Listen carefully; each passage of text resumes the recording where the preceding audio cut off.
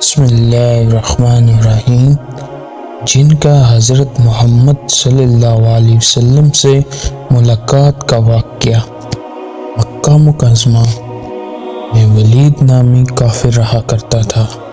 اس کا ایک سونے کا بت تھا جس کی وہ پوجا کیا کرتا تھا۔ ایک دن اس بت میں حرکت پیدا ہوئی اور کہنے لگا، لوگو، محمد اللہ کا رسول نہیں، اس کی تصدیق مت کرنا۔ معاذ اللہ، ولید بڑا خوش ہوا اور باہر نکل کر اپنے دوستوں سے کہنے لگا، مبارک ہو، آج میرا معبود بولا ہے اور صاف صاف اس نے کہا کہ محمد اللہ کا رسول نہیں۔ یہ سن کر لوگ اس کے گھر آئے اور دیکھا کہ واقعی اس کا بت یہ جملے دہرا رہا۔ وہ لوگ بہت خوش ہوئے اور دوسرے دن ایک عام اعلان کے ذریعے ولید کے گھر میں ایک بہت بڑا اجتماع ہو گیا تاکہ اس دن لوگ بت کے منہ سے وہی جملہ سنیں۔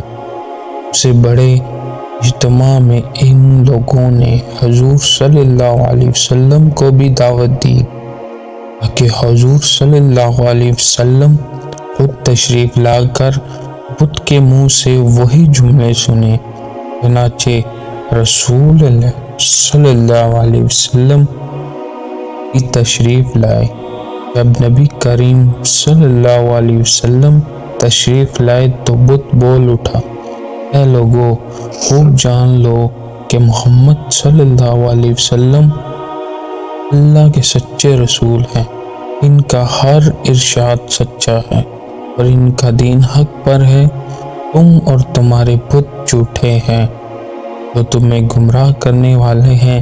اگر تم اس سے سچے رسول پر ایمان نہ لاؤ گے تو جہنم میں جاؤ گے۔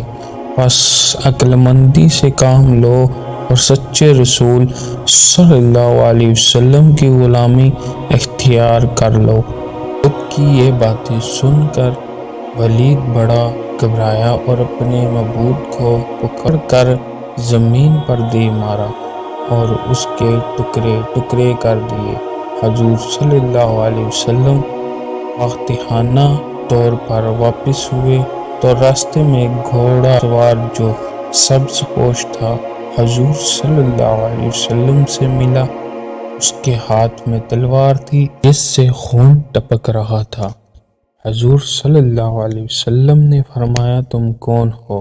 بولا، میں جن ہوں اور آپ کا غلام اور مسلمان ہوں۔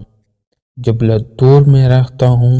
میرا نام معین بن العبر۔ میں کچھ دنوں کے لیے کہیں باہر گیا ہوا تھا۔ آج گھر واپس آیا تو میرے گھر والے رو رہے تھے۔ میں نے وجہ پوچھی تو معلوم ہوا کہ کافر جن جس کا نام مصفر تھا وہ مکہ میں آ کر ولید کے بت میں گھس کر حضور صلی اللہ علیہ وسلم کے خلاف فضول گوئی کر گیا ہے اور آج پھر وہ یہی بکواس دوبارہ بت میں گھس کر کرنے والا تھا۔ اس سے پہلے وہ آپ کے متعلق بکواس کرتا، یا رسول صلی اللہ علیہ وسلم، مجھے سخت غصہ آیا۔ میں نے تلوار لے کر دوڑا اور اسے رستے میں قتل کر دیا۔ پھر میں خود ولید کے بت میں گھس گیا اور اب جو کچھ کہا میں نے کہا۔ حضور صلی اللہ علیہ وسلم نے یہ قصہ سنا تو بڑی خوشی کا اظہار کیا اور اپنے اس جن غلام کے لیے دعا فرمائی۔